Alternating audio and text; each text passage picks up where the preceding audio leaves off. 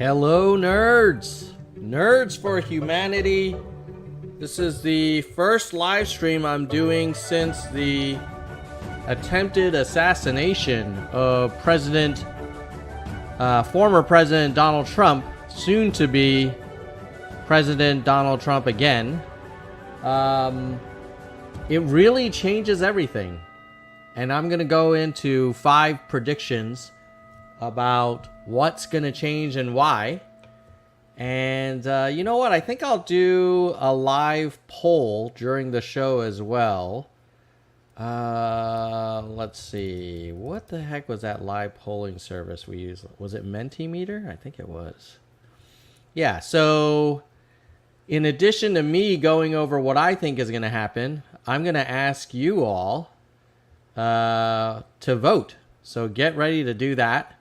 And I'm going to put a link into the chat now so that you all can vote on my predictions, and then we'll see what the nerds think. Let's see here. Let's create a multiple choice. Then the first, I'll let you guys watch while we do it, actually, so it's a little more interesting for you.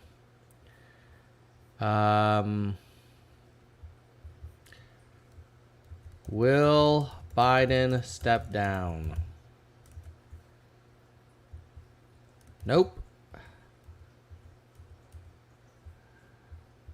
Yes. Maybe. Step down as 2024 Democratic Party nominee. Okay, we're gonna share that bad boy. Gonna present. Okay, so you can join menti.com, use code 54360271, or you can just click on the link in the live chat. And we got some channel members in the stream already. Hey, Dylan, one of our newer members. Hey, Jeremy, one of our longtime viewers. Okay, so why am I asking this question?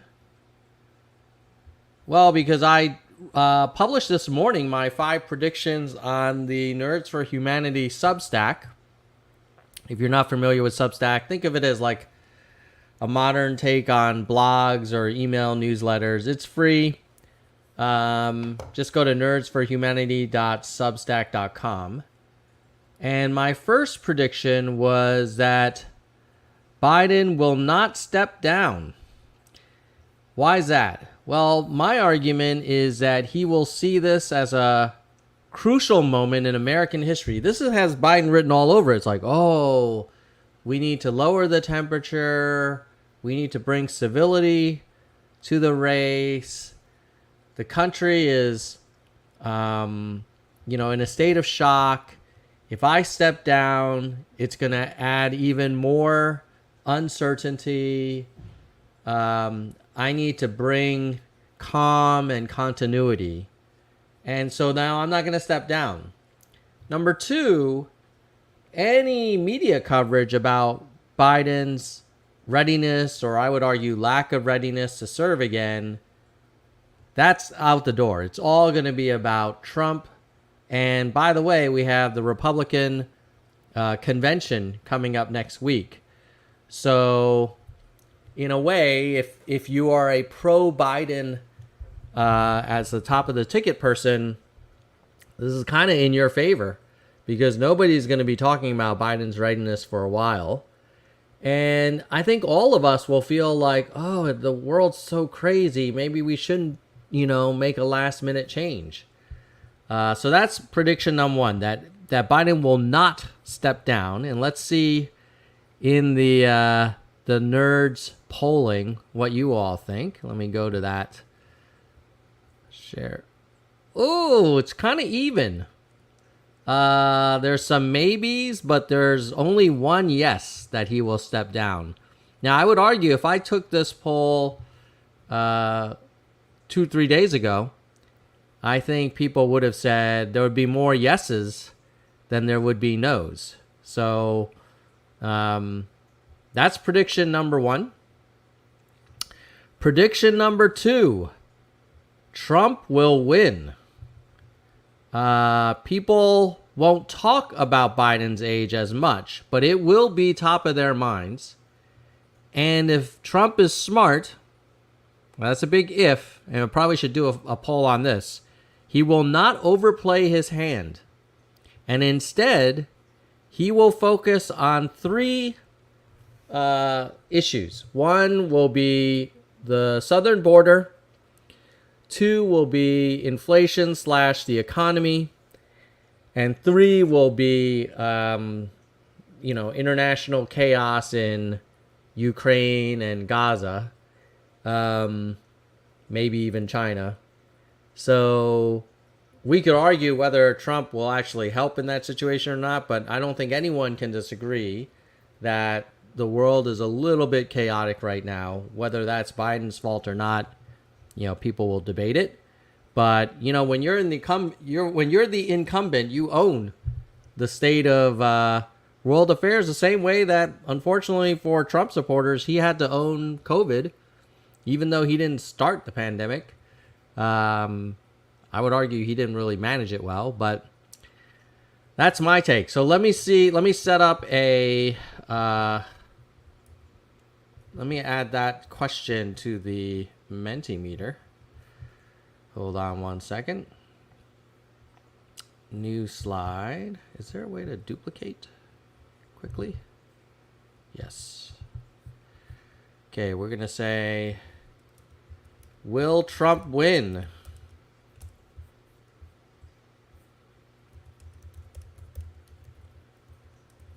In November. And I'm going to say present. And we'll see what you all think. You can go to menti.com 54360271. Or here's a link.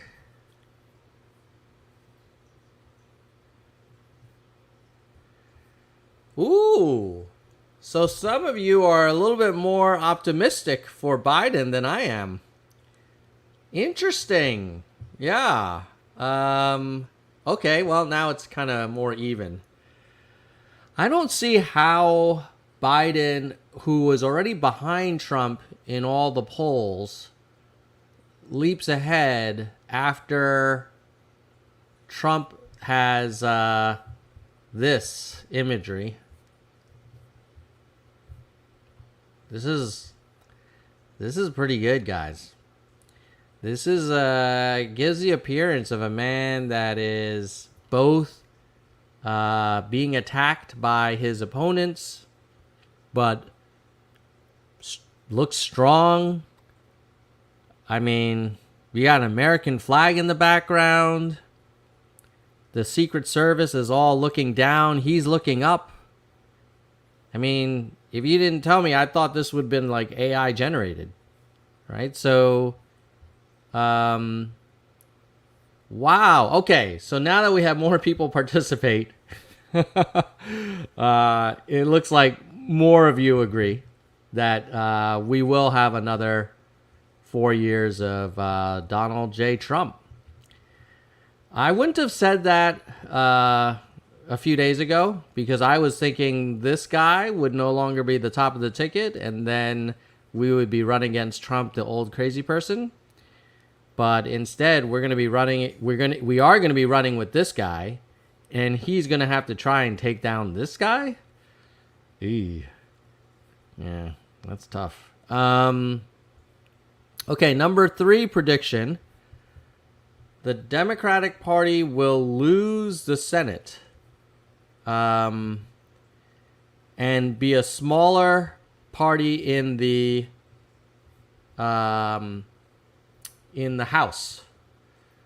And why do I say that? Well, basically, I think with Biden at the top of the ticket, we are going to have a turnout problem among conservative Democrats, maybe some apathetic independents. And all of the Trump supporters are going to come out, and they're going to come out strong, and they're going to go straight down the line. And that means any purple district is going to have a lot of Republican votes and a lot of Democrats who are going to stay home or maybe be so fed up that these are our two choices that they'll do a protest vote for RFK Jr. or Jill Stein or Chase Oliver. So that's my prediction. Let me see what you guys think. Will Republicans take over Senate in November? Present. All right, let's see what you guys think. I'm going to say they will. Keep in mind, the current Senate split right now is, let's see, current.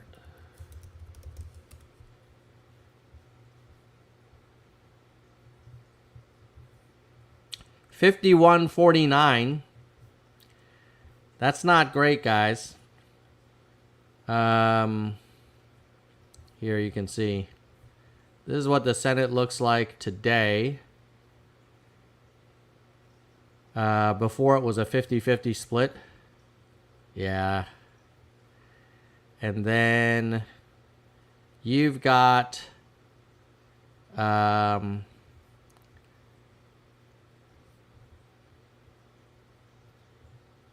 yeah, I think all these Republicans will get reelected.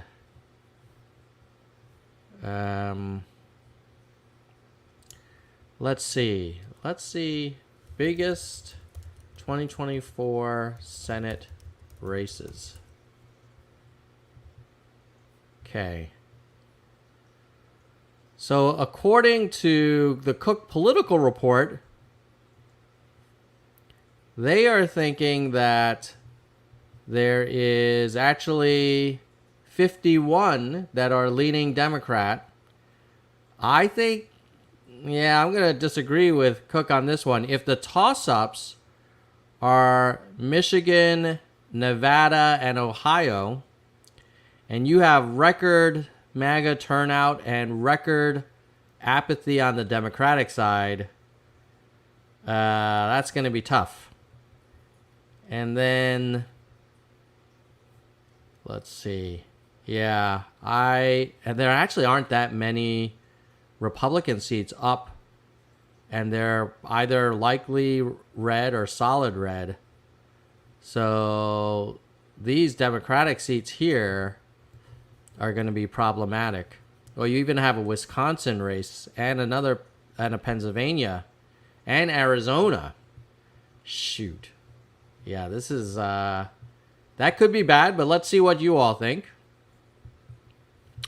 You all agree, not, overwhelmingly, but 6 out of 12 of you agree that the Republicans are going to take the Senate, which means that the Republican Party will control, if Trump wins, the White House, the Senate, and the House of Representatives. And then maybe he'll appoint one more Supreme Court justice. So I don't know how kindly history is going to look back on Joe Biden if that happens. But yeah, I think we're all in agreement on that prediction. Prediction number 4.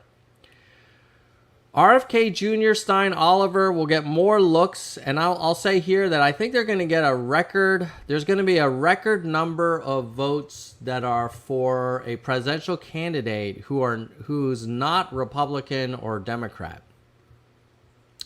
So let me actually see. Third party POTUS votes per election over time. Let's see if we have any data on this one.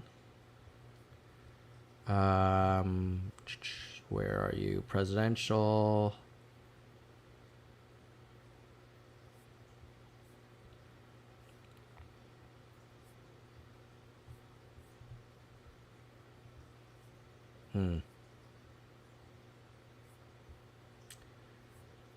Let's see here. Okay. So Pew did a study, and what they're showing is George Wallace got 13.5% support. Wow. That's pretty good. John Anderson got 6.6.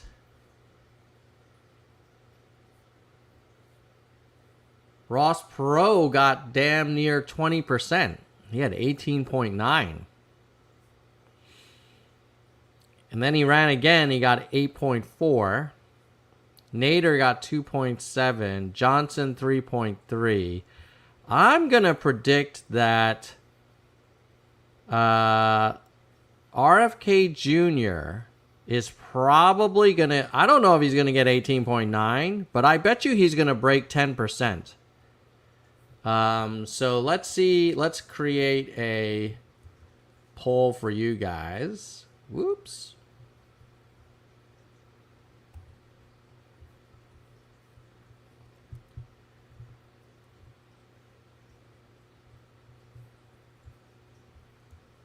Will RFK Jr. get more than 10% of the popular vote in November?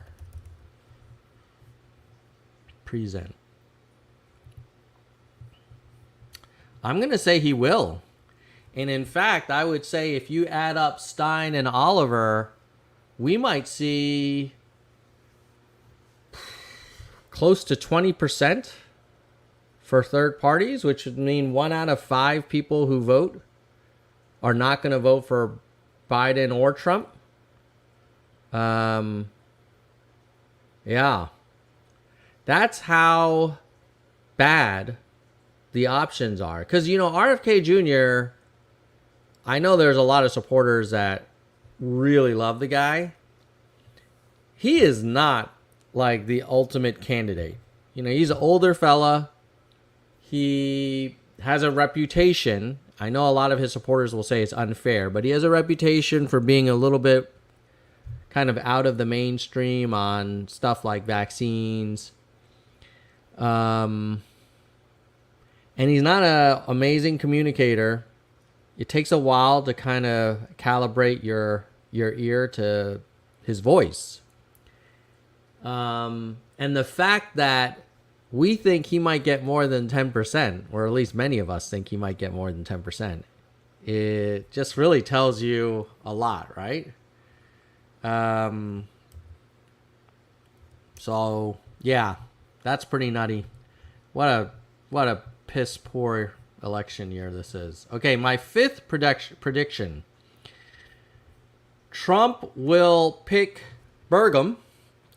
Why? Because I always thought he was going to pick Burgum, but I think Burgum's even better now. In a world where people are scared and people think anything could happen and there could be unrest or more violence or whatever, this boring... Where is he? Is he North Dakota or South Dakota? Burgum. North Dakota. This boring North Dakota governor, former CEO of a tech company, not gonna take the limelight away from Donald.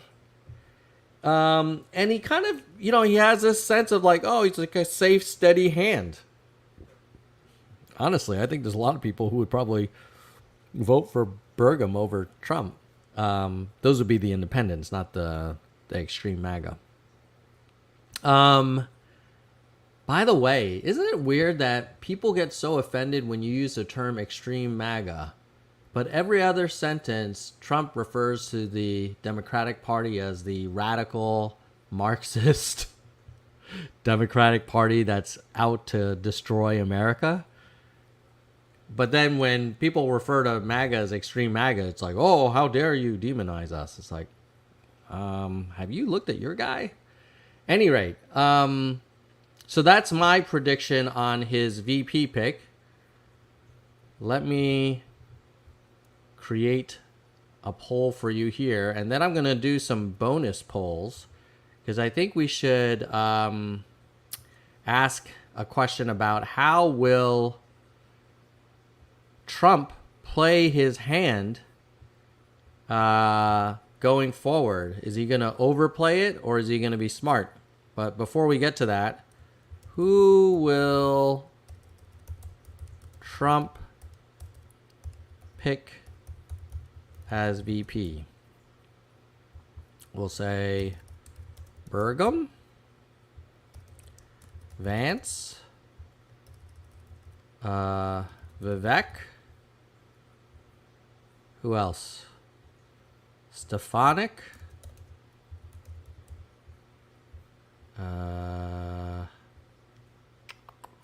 Scott, maybe? Yeah. Okay. Vote away. Go to menti.com, use code 54360271, or click on the link in the live chat.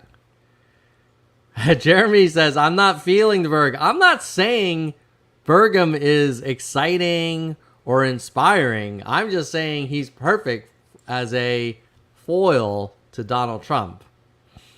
He's kind of like another Pence.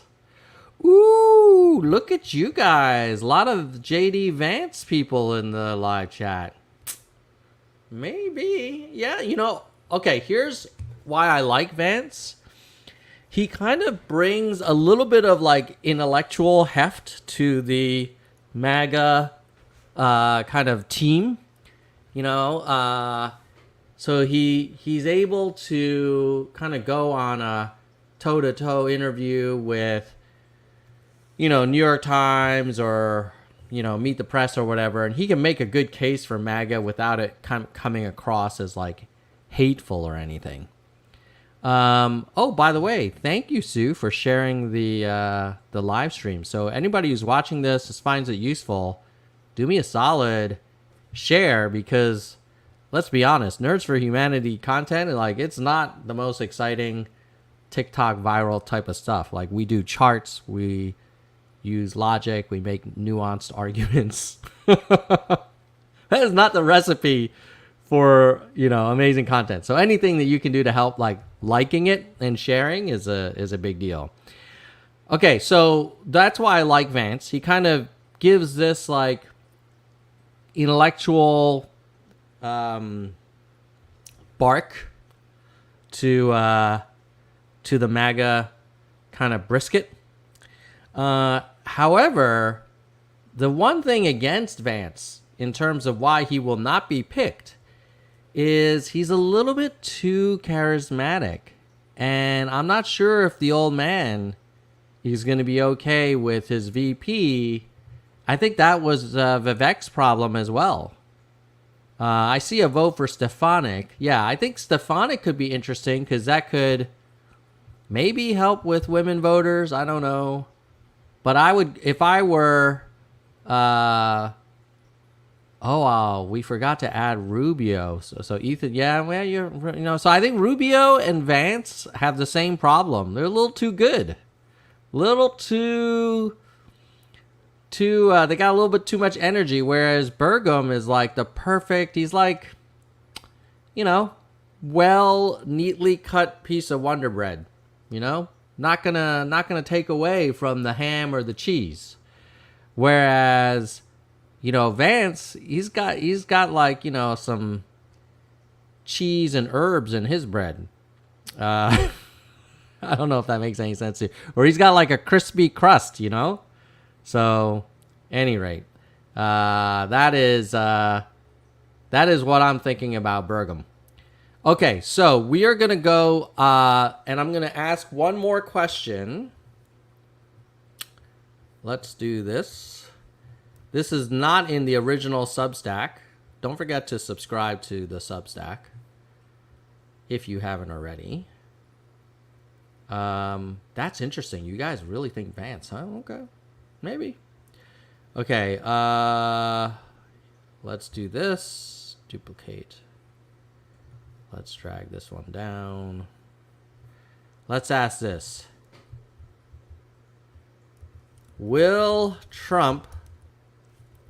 How will Trump play his post shooting attempt hand? Will he will play it smart, conservatively, and basically safely. That I'll explain these options in a second. That means like he's not going to go crazy. He's not going to scream. He's just going to try and act normal. Another option is like 50-50 spicy and conservative. And then the third choice is full on rage mode. All right, so I'm going to predict that he's going to do a 50-50 spicy conservative, which is to say, you know, he's going to give his people some red meat, but when he's in the right audience, like in an interview or a debate, he's gonna try and play a little more conservative. When he's at his rallies, he's gonna go spicy. Now, if you were his advisor, given Joe Biden's struggles with speaking and walking and remembering names and facts and countries and people, the smart move for Trump is to play it safe and down the middle. Don't make any drama. And you'll win this because you're running against a very flawed candidate. And you're running against a record that many American people are unhappy with. They're unhappy about high prices. They're unhappy about the border. They're unhappy about either Gaza or Ukraine. Either one, you could say, hey, look, if you do you feel better off now than you were 4 years ago? Do you think the country is on the right track? If not, then I'm your alternative. And that would be the smart play. Interestingly enough, nobody has selected that that's what Trump will do. Either A, you don't think that's a smart play, or you think that's never been Trump's modus operandi. I suspect that's interesting that half of you think he will go full on rage mode.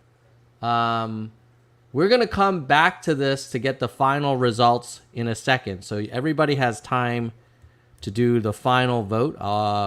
As a reminder, it's menti.com. Use code 54360271. Or just click on the link in the live chat. But before we get to the final results, I want to give a shout out to the people that make this channel possible.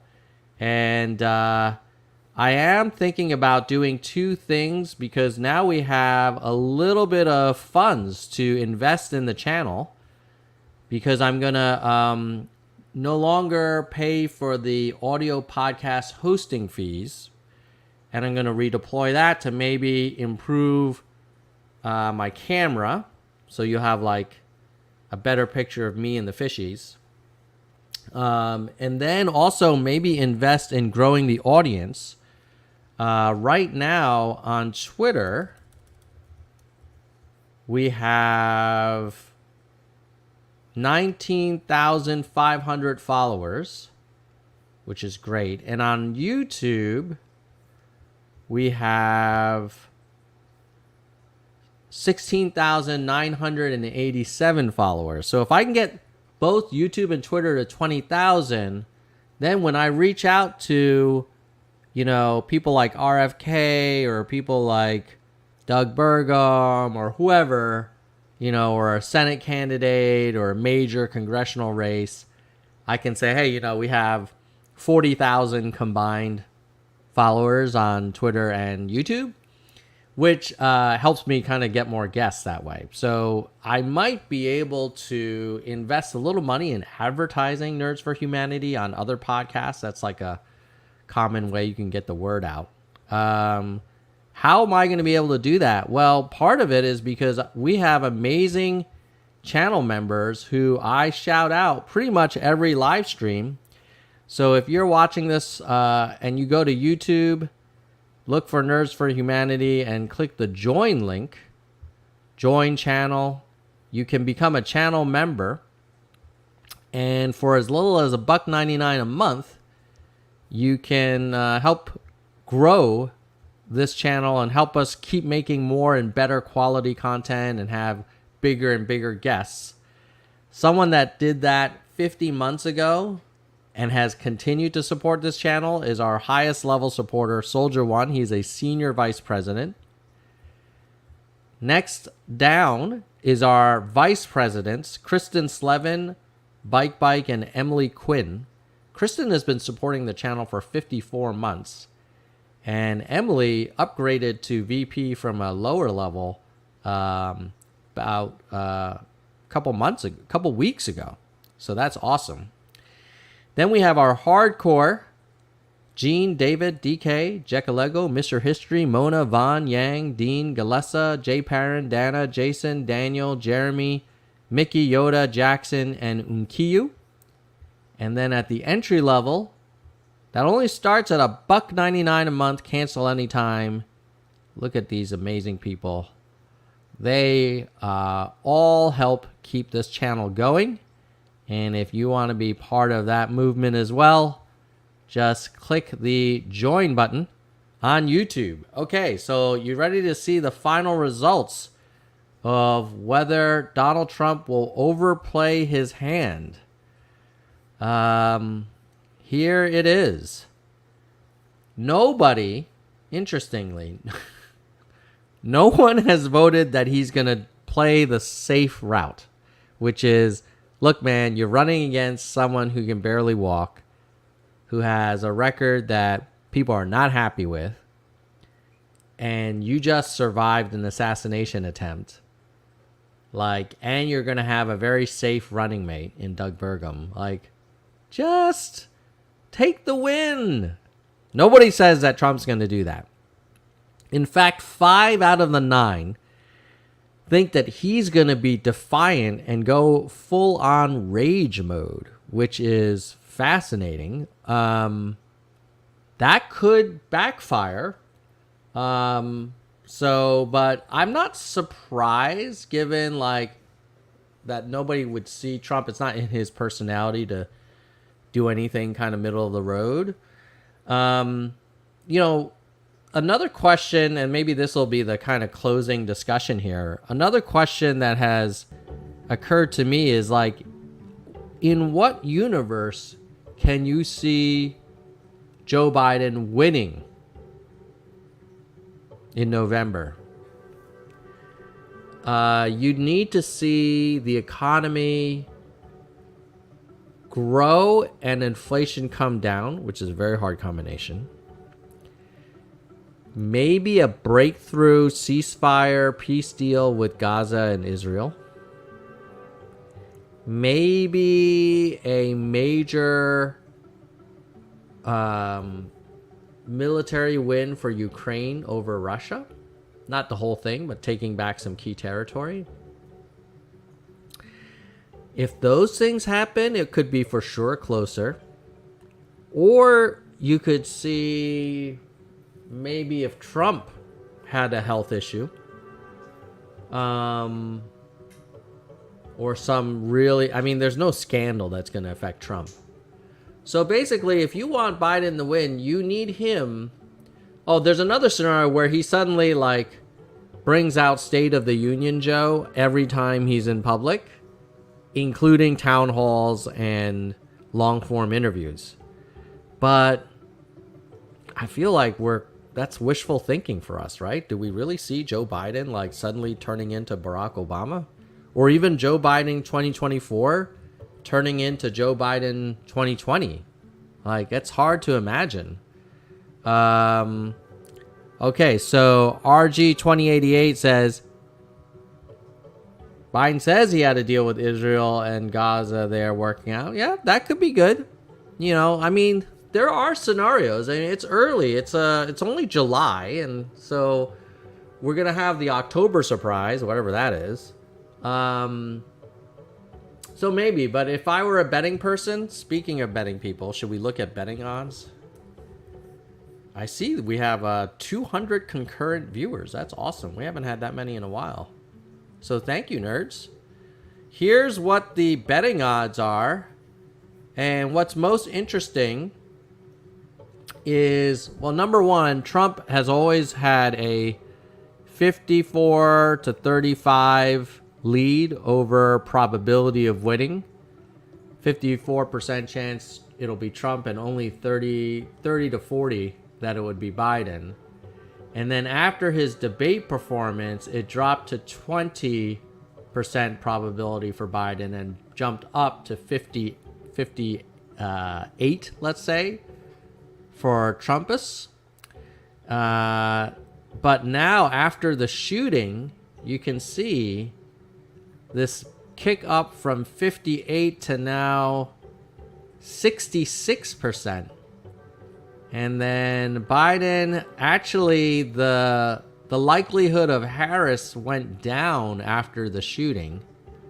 Because I think people are just like, you know, they're not going to want to make a change in this crazy period. So, you know, that's what the gamblers aren't really thinking that Biden's got a shot. But yeah, you know, he could pull an inside straight. So let's say he has one major foreign policy win, and then he has a couple months of great improvements around unemployment, which is already quite low, but he needs to have improvements on inflation. So the price of stuff, the prices of things need to go down in the next couple of months. And maybe that's a trifecta: foreign policy win, economic win, and then really strong town hall or debate performance. Then I could see Biden maybe squeaking by. But that is a tall order. Like, if he only gets 2 out of those things, like let's say he just gets the foreign policy thing and maybe some good economic numbers, but he continues to be Biden 2024 in interviews and debates, like, I don't think that's going to be no bueno, I think. I think he needs to get 3 out of 3. I'm still hoping that Joe steps down, but I doubt it. So let me know in the comments below if you have any other thoughts. And if you found this content useful, can you do me a favor? Can you smash the bejesus out of that like button? But just do it once, because if you do it twice, you'll unlike it. So you could smash it, but it needs to be an odd number. Or just do it once. And then share it with your friends if you thought this was a fun stream and an interesting series of predictions. We'll wrap with a recap of all of your votes. Let's do that. Let's go back. So I think our first question was, will Biden step down? 3 said no, 3 said maybe, only 1 said yes. Then we said, will Trump win? 9 said yes. Ugh. Then we said, will Republicans take the Senate? 6 said yes. Will RFK get more than 10%? That would be interesting. 6% said yes. You know, who knows? Maybe he gets more than 10% and then he supports a forward party or some major third party. That would be interesting for 2028. Ooh, you guys really like Vance. You think Vance will be the VP? Trump Vance. That's a compelling ticket, I'll be honest with you. Shit. I mean, it's a little bit more risky, but that could produce a landslide. He's gonna go full on rage mode, even though if he played it safe, he'd probably get an easy win. So yeah, that's the summary from you guys. Hopefully you enjoyed it. Thanks everybody for coming on. Thanks Sue, Dylan, all the channel members. You guys keep this content going, and I appreciate you. Bye, nerds.